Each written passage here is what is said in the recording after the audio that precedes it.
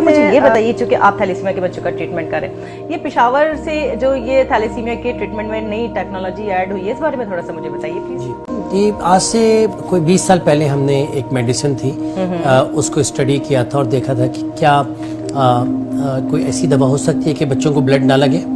اور ہم نے پہلے 13 بچوں کو 21 بچوں کو دی، پھر 100 150 اور ان ریسرچ کو ہم پبلش کرتے گئے. اور اب تک تقریباً 20 سے زیادہ انٹرنیشنل جرنلز میں آرٹیکلز ہیں، اور پوری دنیا میں انٹرنیشنلی ہم نے اپنے کام کو پبلش کیا ہے. اور لگ بھگ 1000 سے زیادہ ایسے بچے ہیں کہ جن کے اوپر اس دوا کو آزما کے پبلش کرنا بڑا ضروری ہوتا ہے. ہماری میڈیکل ٹرمنالوجی میں ایک ورڈ کہلاتا ہے ایویڈنس بیسڈ میڈیسن. جو کام آپ کر رہے ہیں اس کو properly well design study research کر کے کیا آپ نے پبلش کیا ہے. سو اس کو ہم نے پبلش کیا. 6 کے قریب بچوں نے اسٹوڈنٹس نے اس میں پی ایچ ڈی کیا ہے، 10 کے قریب بچوں نے اس میں ایم فل کیا ہے. اور اب ایک اچھی بڑی تعداد ایسے بچوں کی ہے جن کو بلڈ نہیں لگا. تو اسی پوائنٹ کو لیتے ہوئے ہمارے کچھ ڈاکٹرز ہیں پشاور میں، وہ بھی یہ دوا دے رہے ہیں. اور یہ بات بڑا اچھا ہے، میسج کلیئر ہونا کہ جو کام ہم 20 سال سے کر رہے تھے حال ہی میں وہ وہاں پہ بھی شروع ہوا ہے.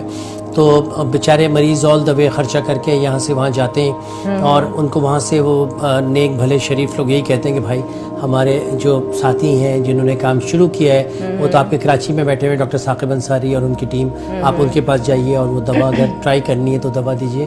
اس میں سب سے امپورٹنٹ بات جو میڈیا کے تھرو میں تھیلیسیمیا کی فیملی سے پہنچانا چاہوں گا کہ جی ایک دوا سے سب کا علاج نہیں کیا جا سکتا. اچھا، جیسے کسی کو کارڈیک ڈیزیز ہے تو کسی کا آپریشن ہوتا ہے، کسی کو اسٹینٹ ڈالا جاتا ہے، کسی کو دوا دی جاتی ہے. ڈیفینیٹلی اسی طرح تھیلیسیمیا میں کسی کا بون میرو ٹرانسپلانٹ ہوتا ہے، کسی کو بلڈ لگتا ہے، کسی کو دوا دی جاتی ہے. چنانچہ جذبات میں آ کے اور سب کو ایک لاٹھی سے ہانکنے کی کوشش نہ کریں. اچھا، اور وہ پیشنٹ سلیکشن بہت ضروری ہے.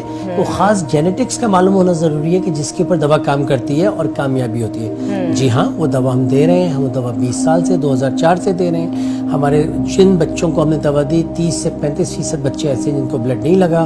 المصطفیٰ میں وہ بچے علاج ہوتے رہے جن کو بلڈ نہیں لگ رہا.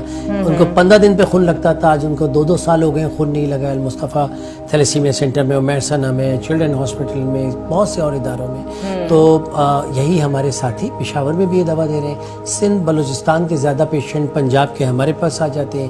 کے پی کے اور پنجاب کے اس ایریے کے پیشنٹ کے پی کے. اچھا ڈاکٹر صاحب، مجھے ایک بات بتائیں، جس طریقے سے آپ یہ دوائی دے رہے ہیں تو دوائی کھانے کے بعد کیا لیور جو ہے کام کرنے لگتا ہے، بلڈ بنانے لگتا ہے؟ جی، اس میں ٹیکنیکل ورڈ ہے بون میرو.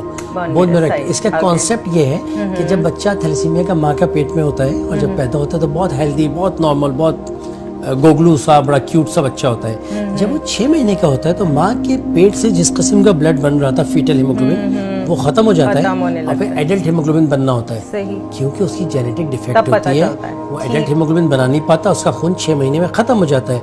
ہم نے اس دوا کے تھرو کیا یہ کہ میٹرنل جو بلڈ تھا، جو فیٹل ہیموگلوبن تھا، اس کو ری ایکٹیویٹ کر دیا اور دوبارہ سے بچہ وہ بلڈ بنانے لگا جو ماں کے پیٹ میں. ٹھیک ہے.